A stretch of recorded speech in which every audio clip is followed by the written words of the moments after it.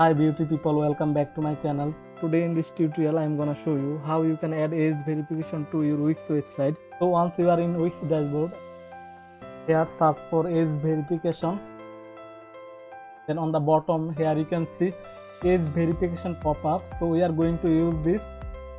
Let's click on that. Okay, it's now loading. Now we are going to add this in our site. So let's click on add to site.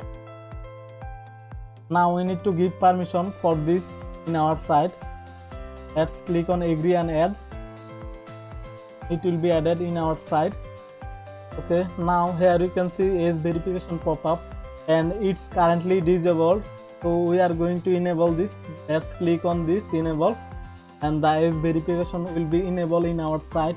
And here you can see pop-up. Let's make sure that everything works. So here you can see, do you see the age verification pop-up in your site? Let's click on yes. So we have successfully added age verification in our site. So this is how you can add age verification to your Wix website. Thanks for watching. If this video helpful, please do subscribe and hit the like button. See you in the next video.